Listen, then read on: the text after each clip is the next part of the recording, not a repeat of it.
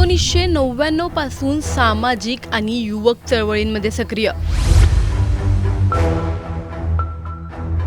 शेतकरी आंदोलन, दांडी मार्च आणि लोकशाही संघर्षातील नेतृत्व.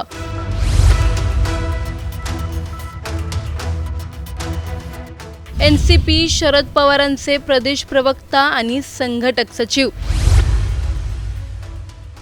विकास लवांडे नेमके आहेत तरी कोण?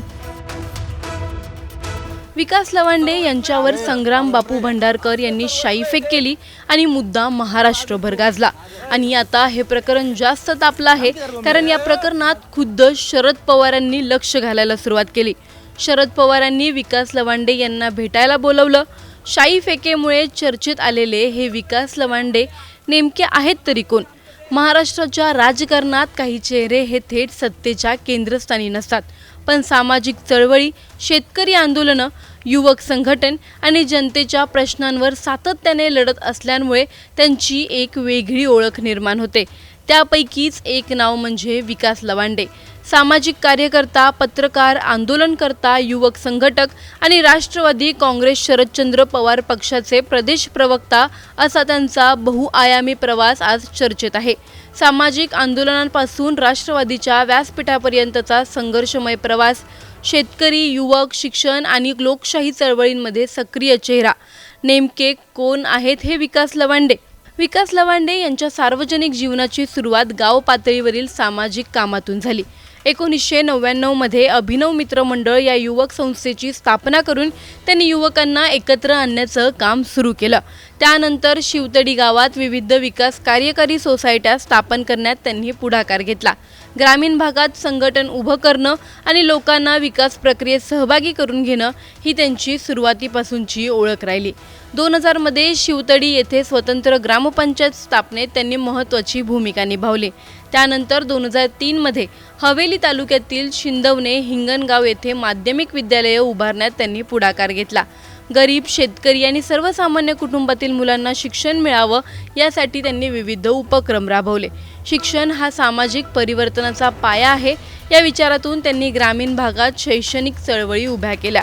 ग्रामीण शिक्षणासाठी विद्यालय स्थापनेत पुढाकार, गरीब आणि शेतकरी मुलांसाठी शिक्षण चळवळ. 2001 ते 2005 या काळात ते साप्ताहिक समाज या वर्तमानपत्राचे संपादक म्हणून कार्यरत होते. पत्रकारितेच्या माध्यमातून त्यांनी नागरिकांचे प्रश्न, स्थानिक समस्या आणि सामाजिक विषय मांडले. 2002 ते 2003 या काळात पुणे जिल्हा परिषद आणि यशदामार्फत नव्याने निवडून आलेल्या ग्रामपंचायत सदस्यांना प्रशिक्षण देण्याचं कामही त्यांनी केलं. प्रशिक्षक म्हणून त्यांनी लोकशाही, ग्रामविकास आणि प्रशासनावर मार्गदर्शन केलंय. याच काळात त्यांनी युवक क्रांती दल म्हणजेच युक्रांदमध्ये सक्रिय भूमिका निभावली.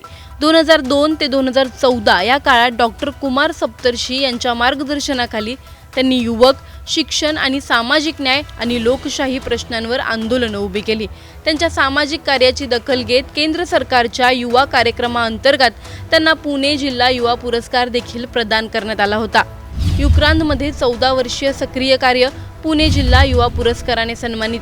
2004 पासून त्यांनी शेतकरी आणि सर्वसामान्यांच्या प्रश्नांवर आंदोलनं सुरू केली. कर्जमाफी, शेतीचे प्रश्न आणि ग्रामीण भागातील अडचणी आणि शेतकऱ्यांच्या हक्कांसाठी त्यांनी विविध चळवळी उभ्या केल्या. पुणे जिल्हा आणि हवेली तालुक्यातील शेतकरी प्रश्नांवर त्यांनी सातत्याने आवाज उठवला. पुणे ते मुंबई पदयात्रा आणि विविध संघर्ष आंदोलनांमध्ये त्यांनी सहभाग घेतला आहे. 2008 मध्ये राष्ट्रपिता महात्मा गांधी यांच्या विचारांवर आधारित महाराष्ट्र दांडी मार्चच्या आयोजन करण्यात त्यांनी पुढाकार घेतला. लोकशाही मूल्य, संविधान आणि सामाजिक न्याय यावर आधारित चळवळींमध्ये त्यांनी सक्रिय सहभाग घेतला आहे. 2010 मध्ये राज्यातील विद्यार्थी, युवक आणि बेरोजगार तरुणांच्या प्रश्नांवर त्यांनी मोठी आंदोलनं उभारली. युवकांच्या प्रश्नांसाठी पुणे ते नागपूर अशी जवळपास 800 किलोमीटरची पदयात्रा काढण्यात आली. या आंदोलनादरम्यान युवकांच्या रोजगार, शिक्षण आणि भविष्यासंदर्भातील प्रश्न सरकारसमोर मांडण्यात आले. पुणे ते नागपूर 800 किलोमीटर युवक संघर्ष पदयात्रा, युवक रोजगार आणि शिक्षणासाठी आंदोलनं केली. नागरी प्रश्नांवरही त्यांनी सातत्याने आवाज उठवलाय. 2008 मध्ये नारायणगाव ते नाशिक दरम्यान नागरी सरकार आणि गाडी भेट या उपक्रमांसाठी त्यांना विशेष सन्मान मिळाल्याचाही उल्लेख आहे. यानंतर त्यांनी राष्ट्रवादी काँग्रेस पक्षात सक्रिय काम सुरू केलं. 2014 पासून शरद पवार साहेबांच्या नेतृत्वाखाली ते पक्षात सक्रिय झाले आणि 2015 मध्ये त्यांच्यावर प्रदेश प्रवक्तेपदाची जबाबदारी सोपवण्यात आली. टीव्ही डिबेट्स, पत्रकार परिषद आणि राजकीय चर्चांमध्ये राष्ट्रवादी काँग्रेसची भूमिका अभ्यासपूर्ण आणि ठामपणे मांडणारा चेहरा म्हणून त्यांची ओळख निर्माण झाली. 2017 पासून त्यांनी पक्षांतर्गत कार्यकर्ता प्रशिक्षण समन्वयक म्हणूनही काम केलं आहे. पक्ष संघटन मजबूत करणं, कार्यकर्त्यांना मार्गदर्शन करणं आणि राजकीय प्रशिक्षण देणं या जबाबदाऱ्या त्यांनी सांभाळल्यात.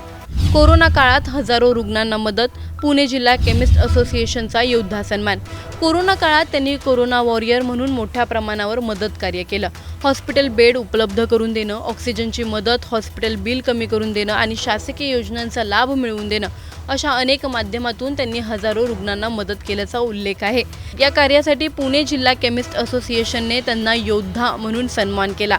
विकास लवांडे यांच्या वैचारिक भूमिकाही स्पष्ट मानल्या जातात.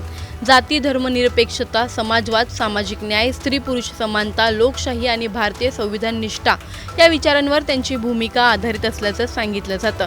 भारतीय राज्यघटना, गांधी, फुले, शाहू, आंबेडकर आणि संविधानवादी विचारसरणीवर त्यांनी विविध व्याख्यानं दिल्याचाही उल्लेख आहे. आज ते राष्ट्रवादी काँग्रेस शरदचंद्र पवार पक्षाचे प्रदेश प्रवक्ता आणि संघटक सचिव म्हणून कार्यरत आहेत. सामाजिक कार्यकर्ता ते राज्याच्या राजकारणातील अभ्यासू चेहरा असा त्यांचा अनेकांसाठी प्रेरणादायी प्रवास आहे. शाईफेक प्रकरण नेमकं काय? विकास लवांडे काय म्हणाले होते?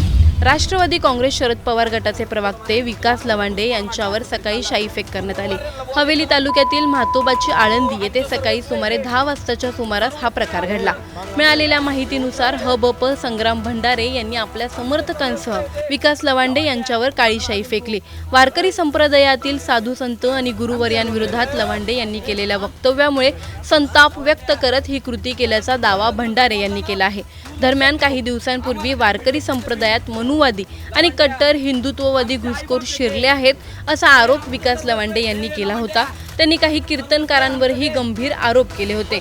या वक्तव्यावरून वारकरी संप्रदाय आणि विविध धार्मिक संघटनांमध्ये तीव्र नाराजी निर्माण झाली होती. घटनेदरम्यान संग्राम भंडारे हे आमच्यावर काहीही बोला पण आमच्या गुरुवर्यांवर टीका करू नका असे म्हणत विकास लवांडे यांच्यावर त्यांनी संताप व्यक्त केला होता. दुसरीकडे विकास लवांडे यांनी या घटनेनंतर मला जीवे मारण्याचा प्रयत्न झाला असा गंभीर आरोप आहे. प्रश्न आता मोठे आहेत. सामाजिक चळवळीतून घडलेले हे नेतृत्व भविष्यात महाराष्ट्राच्या राजकारणात मोठी भूमिका बजावणार का? शरद पवारांच्या विश्वासातील हा चेहरा पक्षात आणखी मोठ्या जबाबदारीकडे जाणार का? शाईफेक प्रकरणी यांना न्याय मिळणार का? त्यांच्या भूमिकेवर ते ठाम राहणार का? तुम्हाला काय वाटतं? आम्हाला कमेंट करून नक्की कळवा. व्हिडिओ आवडल्यास लाईक व शेअर करायला विसरू नका. तसंच अशा नवनवीन अपडेटसाठी टाइम्स नाऊ मराठीला नक्की फॉलो करा.